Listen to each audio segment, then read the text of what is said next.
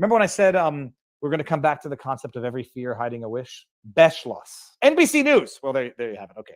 Presidential historian. What we're about to witness with Trump is something unprecedented. He's still facing multiple investigations as this 2024 race gets underway. All of this legal baggage hanging over his head. We haven't seen anything like this in history before. It's amazing. We've never seen anybody subjected to such a political witch hunt before. It's unprecedented. This is meta. This is meta, people. The accusation. Every fear hides a wish, and the process is the punishment. 3 principles of life to bear in mind. Who's this crazy guy over here? Illustrate them all. Perfect. No, we have not. We haven't seen a president potentially indicted like this, and maybe dealing with serious multiple indictments from various places, various judicial agencies. So it's almost like the witch hunt has its own this is incidental benefit. Guys, it's amazing. This is that's too something weird. We haven't seen before. And even Donald Trump, who has the survival abilities of a cockroach. Stop. I'm old enough to remember. Okay, I'll stop this. Everyone watched the stream yesterday. Let me bring this out of the screen. Everyone watched the live stream yesterday. The reality is that I didn't have a new video to actually post as the intro video for today's stream. But this is apropos because we're going to be talking tonight with Jeff Clark, Assistant Attorney General, former Assistant Attorney General, former Attorney General Assistant. I forget how the lettering works for Donald Trump. And as I always do, I look up and do my homework on guests, to see what's going on with him. And interesting stuff is going on with Jeff. Jeffrey, Mr. Clark. I'm sorry, I have to show more deference to an Attorney General. I got to know what Assistant Attorney Generals do, what it was like to work under the Trump White House, what it's like to work in Washington. We're going to do it. We're going to do it all. So now I see Jeff in the backdrop. I see Robert there. We're going to drop off YouTube at some point sooner than later, go exclusively to Rumble and Locals. The link to Rumble is in the pinned comment. We are simultaneously streaming on Locals, vivabarneslaw.locals.com. And I'm going to fix my lighting once Mr. Clark and Mr. Barnes come in the house. Okay, I'm going to start with Barnes. Robert, coming in 3, 2, 1. All right, Jeff, coming in 3, 2, 1. And I'm going to go down to the bottom so that when I bring up a comment, how confusing was that intro? Watching me watch Beschloss. Okay, Jeffrey, before we get into, first of all, is it Jeffrey, Jeff, or Mr. Clark? Well, those names are all used around the household, especially if my wife is mad at me sometimes. But I go by Jeff generally. Okay, Jeff.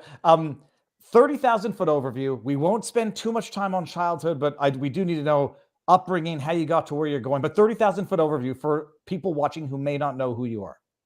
Sure. So I was born in Philadelphia. I thought to a middle class family, but as I would find out when I went off to college, to a lower middle class family.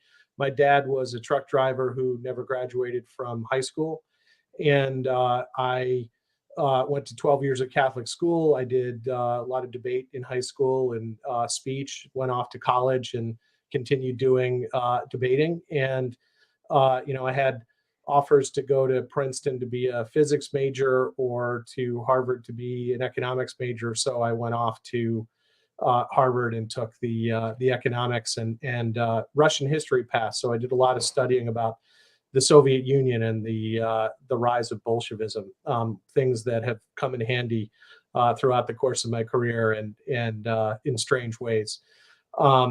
Then went to Delaware, where I was a kind of quasi-economist, as much as you can be one when you have an undergraduate degree in economics.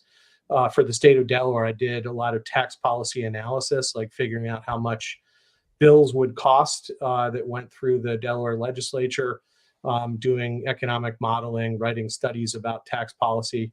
And then while I was there, I was enterprising. So I picked up a master's degree at night at the public policy school at the University of Delaware, which is actually now called the Biden School. So wasn't at the time, but now is. And also I taught economics at a local college there.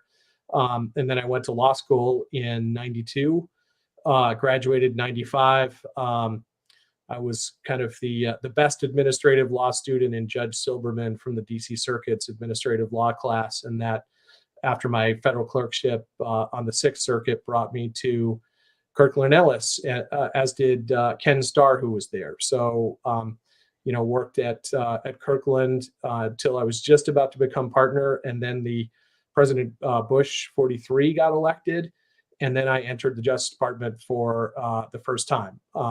So that's kind of the early years.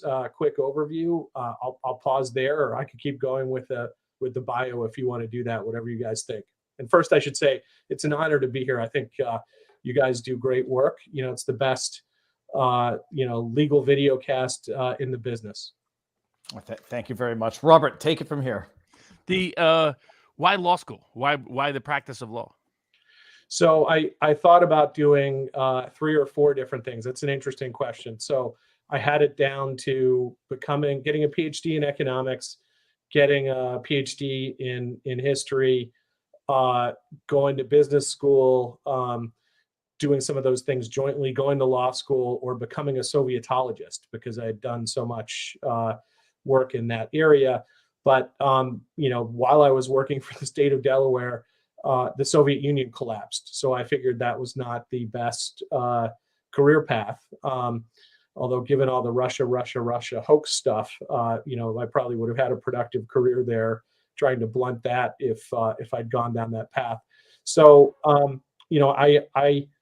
I don't know. I just always felt that I've been cut out for the law, and I really enjoy the intellectual nature of it. I entered the joint JD MBA program at Georgetown, but I loved the first year of law school so much that you would have done the second year in the 4-year program at the business school. So I called up the business school and said, no, I'm just going to go straight through law school. Did you? I'm just trying to see. Did you practice Did you practice law, or go straight from law school to the attorney general? I mean, what was the progression from law school to politics? Yeah. So the progression was I went to work. First I clerked for a federal judge, a judge named Danny Boggs on the Sixth Circuit, and he was talked about for the Supreme Court for a while because his mother was Cuban, actually. So they were in part thinking of him as maybe he'd be the first Hispanic justice on the Supreme Court. But but the name, if he'd had his parents reversed, maybe the surname might have helped him. He didn't wind up getting tapped for what became Justice Kennedy's seat, but he had a very competitive clerkship. He's famous for giving a quiz to his clerks that involve showing him that you have knowledge outside the field of the law. After that 1-year clerkship, I went to work for the law firm of Kirkland Ellis, which is a tremendous law firm. Like a lot of big law, so to speak, it's become it's moved farther and farther left. Let's put it that way. So I spent 5 years there, and then I entered the Bush administration as a very young deputy assistant attorney general at like age 34. I spent 4 years in the Bush administration, and then I went back to Kirkland as a partner, and then I was there until I was nominated by President Trump to become the assistant attorney general of that same division, the Environment and Natural Resources Division, in 2017. In 2018, the Democrats, blocked my nomination, blocked my confirmation, I should say, for a kind of record 14 months. But eventually, at the end of 2018, I took office. So that was the path. First, practice, what is that? 5 years before, and then after that, 13 years. So like 18 years in private practice, and a total of about in 2 different administrations, 6.5 years in the Justice Department. How much influence do you think, from what you witnessed, but also more today, do you think law clerks have on courts, in the sense that it seems like these days that, depending on the judge in the courtroom, but there's more and more judges where I'm often wondering what the clerk thinks, because I think the clerk's going to write the opinion, in the sense that it'll often deviate dramatically from where the judge seemed to be. What was your experience, and how much today do you think clerks have more influence than they used to?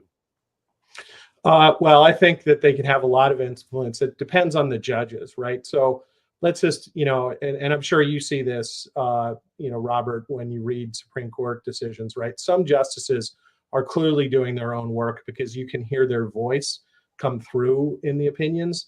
I think others of the justices kind of produce a more kind of corporatized work product. And the same thing is true, I think, at the Court of Appeals level and at the district court level. So it varies with the judge. So I have a kind of funny story for you about that. So when I was clerking, right, that obviously federal appeals are held by, are heard before 3-judge panels initially, right? And then there's the prospect that they could go en banc before the entire court. So there was a particular case, during the time span I was clerking that went en banc. We weren't involved at the panel level, but the issues were really interesting. Ultimately, the case went to the Supreme Court, and I wanted to have my judge get the assignment to write that so that I could work on it. And so I wound up writing not just a memo about my own advice about how to resolve the case, but I wrote up both a kind of centrist position and then a kind of the best set of arguments on the other side. And the judge wound up sharing that memo with all the judges on the en banc court. And not only did the stuff that I worked on wound up in the majority opinion for the en banc court, but in a separate concurrence. And then there were elements of it drawn on by the dissent.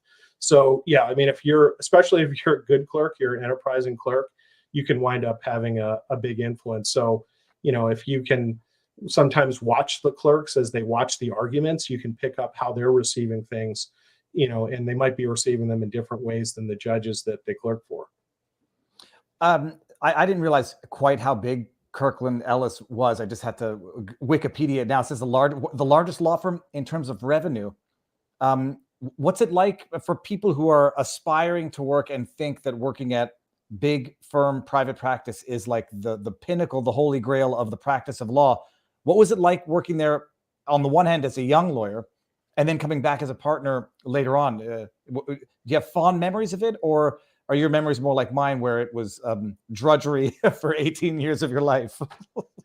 So I have fond memories of it, and it's definitely changed over time. And certainly my experiences in the Trump administration have resulted in a kind of personal cancellation of me, in at least for the moment, in big law circles. But as I look back on it before that whole controversy, I have very fond thoughts about it. And I'll tell you a story about that, which is that look, I was very fortunate in my career. I mostly did appellate litigation or focus on crunch legal issues that could get cases dismissed, even if they were at the trial courts or, in complicated agency proceedings and the like. So I never really had to do any of the drudge stuff, right? I didn't have to do discovery, right? I kind of quickly got slotted in as a brief writer. And then especially once I came back from my stint in the Bush administration, where, I argued several of my own cases, right? Then I eventually started getting the nod to regularly appear and to argue appeals in courts of appeals. So I had a blast doing that. At Kirkland, they're kind of different practices, right? So there's a whole transactional side. And I decided when I was a summer associate, I didn't want to do transactional law. There's a bankruptcy side. I did do some work in bankruptcy litigation. And then there's litigation. And for the litigators, they kind of pride themselves on being able to do trials. And so they had each year a long training program. There's the National Institute of Trial Advocacy, NITA. So Kirkland's, version of that, and they would use a lot of the NITA problems, was called KITA. So I did, all 5 required years of KITA. I remember one year in particular, I had a partner, because they would usually be trilateral problems, like, a team of 2 lawyers representing maybe one defendant and then another defendant and then the plaintiffs, and they were all kind of potentially cross-claiming against each other. And my partner that one particular year, a woman, was like a real gunner, right? She really wanted to be a trial lawyer, And I was not kind of slotting myself to be a trial lawyer. I really was interested in the appellate stuff. And I remember she was asking me, just to get to know me, what I had done, right, to meet certain milestones, like what discovery I had done, how many depositions I'd taken, and all those kinds of things. And I was just answering, to say, look, no, I haven't been doing those things.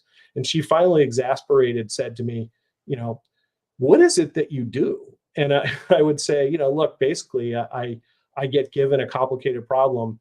I head into my office, I think about it for several weeks, and then I write up sort of the path to solve the problem legally.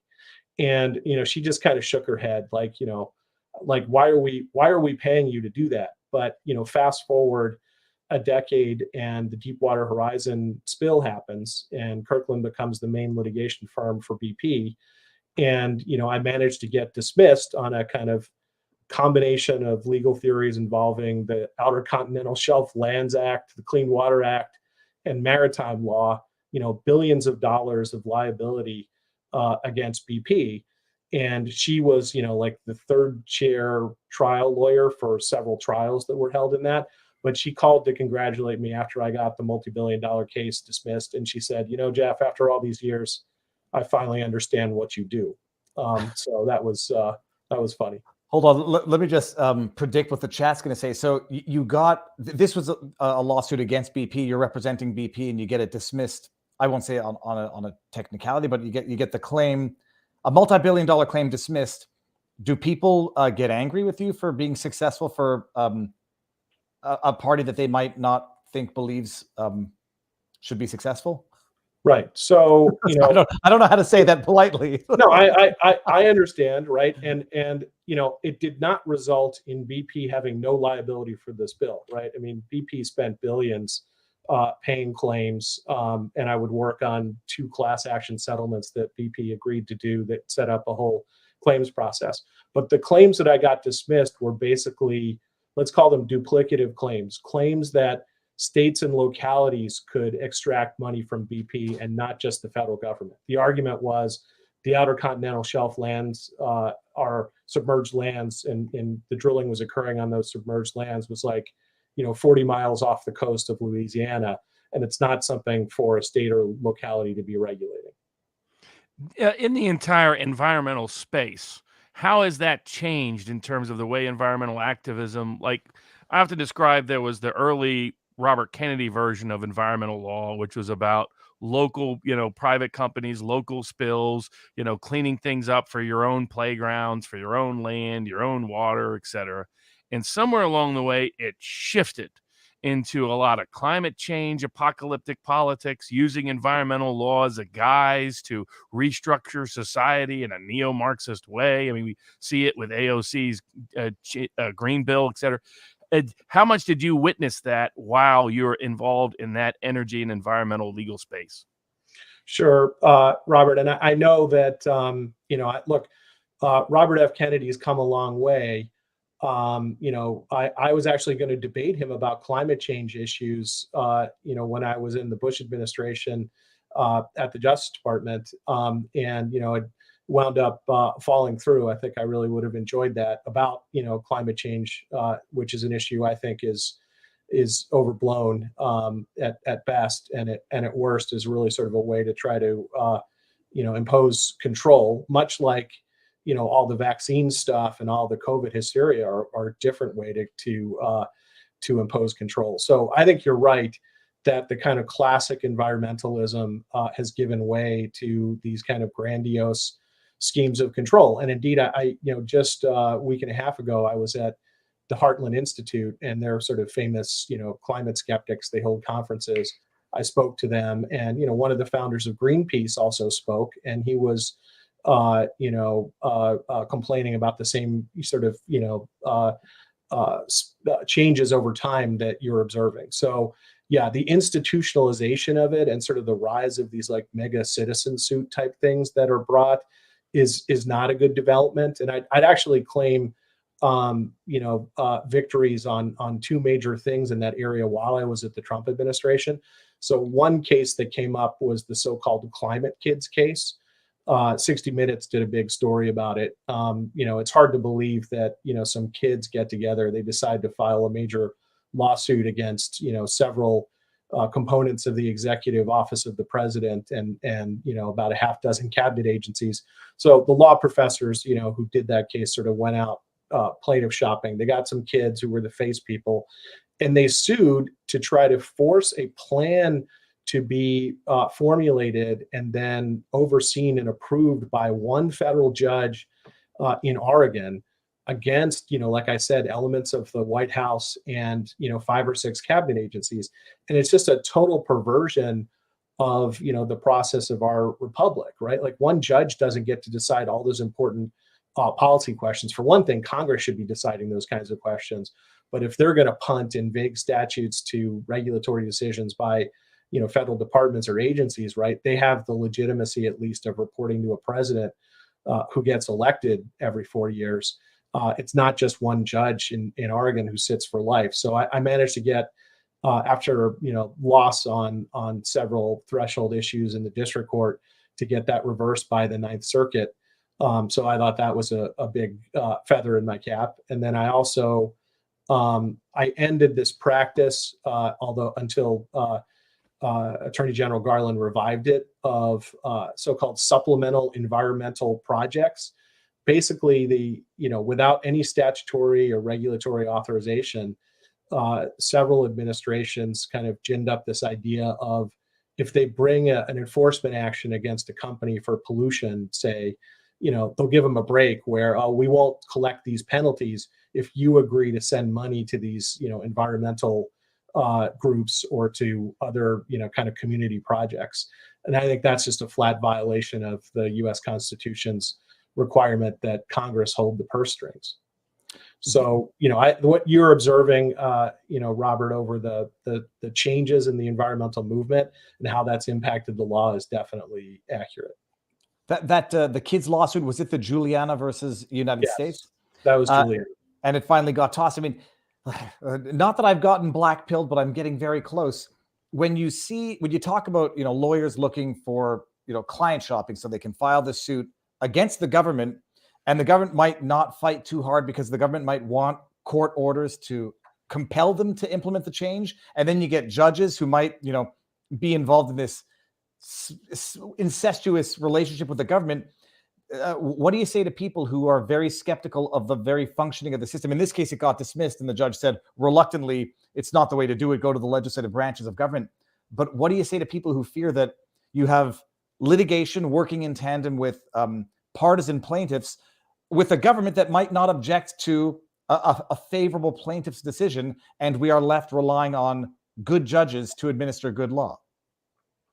That's right. Well, I mean, obviously, good judges who adhere to their oath of office and have been, properly vetted, that their, whatever their background had been, right, they're not going to skew in favor of industry, or they're not going to skew in favor of, people who are injured. They're going to apply the law in, as it's written, in a fair manner, right? That's what you're looking for. So yeah, I mean, I look, there's a whole political economy of this. One of the aspects of economics that I'm particularly fond of is called public choice economics, which is really about how there's kind of a market inside government, and that leads to a lot of perversion.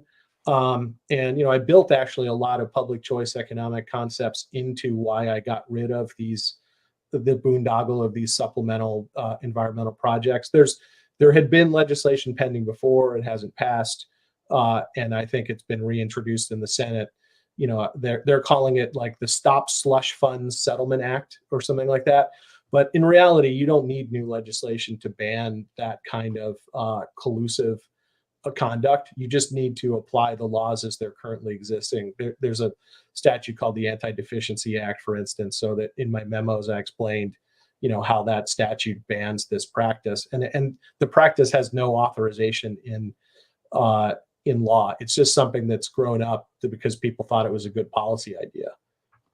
Now, when you were deciding to go back into the government and join the Trump administration, what was your thought process? And how much were you aware that, okay, this might be gambling my career? just by being in the Trump administration, by following through on Trump policies? How much was that part of it? And how did you think through that process? Well, I didn't expect that it would be as bad as it turned out to be, right? So obviously, I wound up touching a kind of third rail of the election, and that's not something that I would have thought that I would have been wound up being involved in. So I certainly didn't think down that path. And I've been accused of being opportunistic and the like, but the certainly I've paid a high economic price for doing what I thought was right. So part of it, I think, was kind of not anticipatable at the start, but I think the way the law firms have reacted to Trump appointees, I also would not have fully predicted that. So I certainly the path to fame and especially fortune in big law, especially if you're practicing in DC like I did, for close to 20 years in terms of private practice, it's to be a Democrat, right? Everything sort of lines up with that. So, I knew that I was never going to compromise on my principles and become a Democrat in order just to get ahead.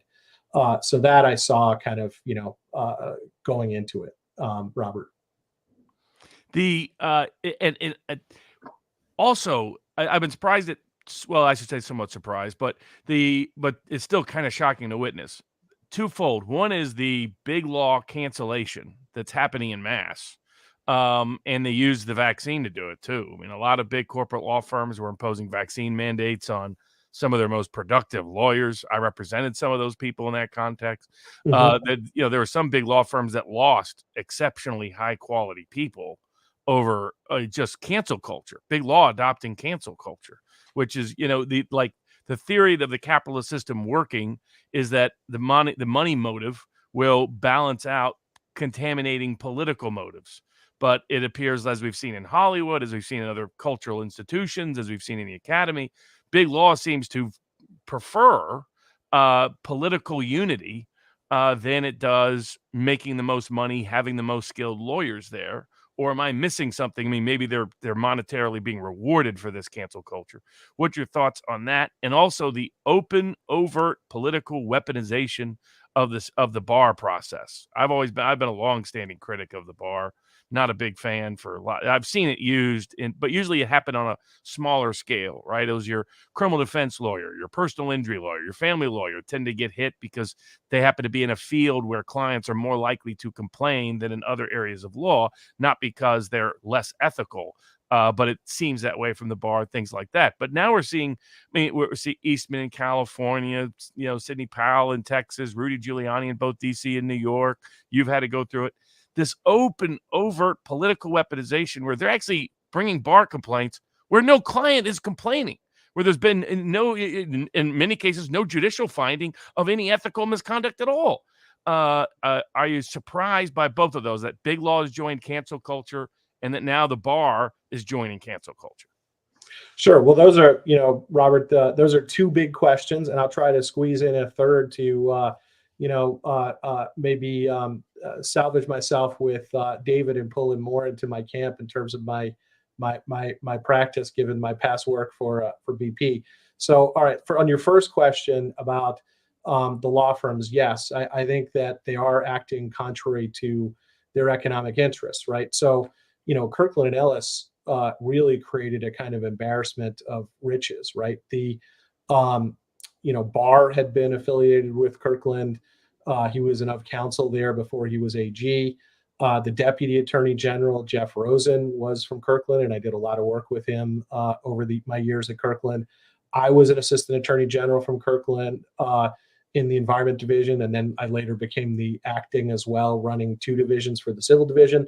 One of my partners from Kirkland also became the Assistant Attorney General of the Criminal Division. We had the Assistant Attorney General of the Office of Legal Policy. We had the White House Counsel. We had the Deputy White House Counsel. We had, he's former at the time, but had been at Kirkland earlier in his career, the Assistant Attorney General for the Office of Legal Counsel. They were all Kirkland.